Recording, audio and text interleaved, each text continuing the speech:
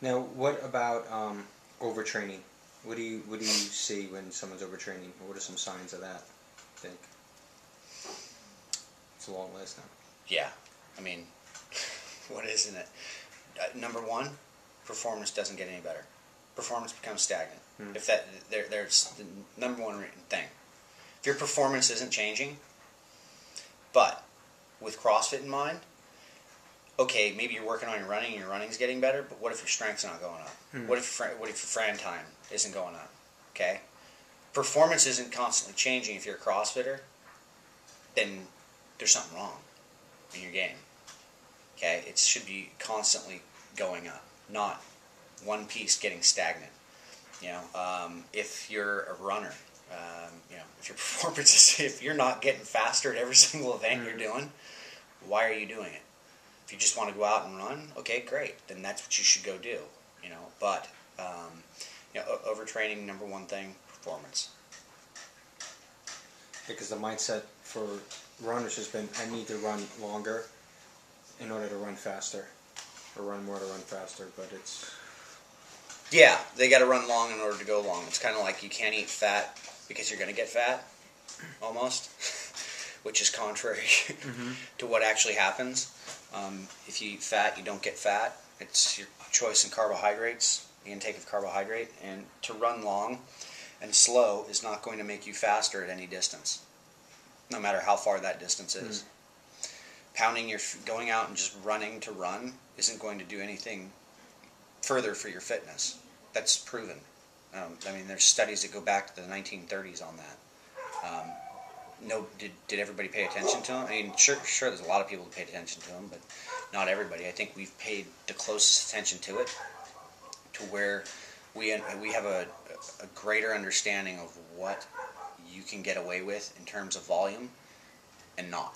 You know, you don't need to go destroy yourself every weekend and run in order to get faster in an event. I mean, we've got sub 3 hour marathoners that are doing, you know, less than 10 hours a week of total training. You know, it speaks for itself. So now for this seminar, are we capping it at a certain level? Like, how many can attend?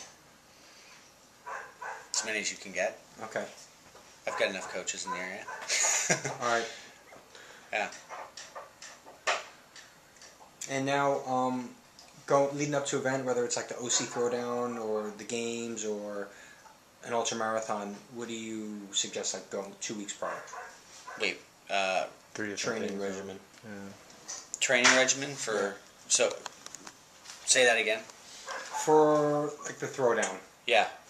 What would you suggest to an athlete 2 weeks prior? Do you have a taper or? Yeah. Probably about a week and a half out. Week and a half out. Yeah. We taper our athletes about a week and a half out. I just take off the intensity and then a week out, drop the volume.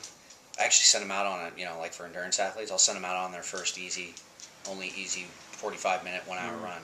You know, just go enjoy yourself, smile, and go for a jog. Gets their head right, and they don't do real hard. Then I like to do something heavy on like a Monday before a race. You know, if the race is Saturday or Sunday, something heavy. So we can get some sort of a neuroendocrine response, get some sort of a hormone response by Friday, Saturday night. And then that way, you know, you've got somebody who's really pumped and ready to go race day.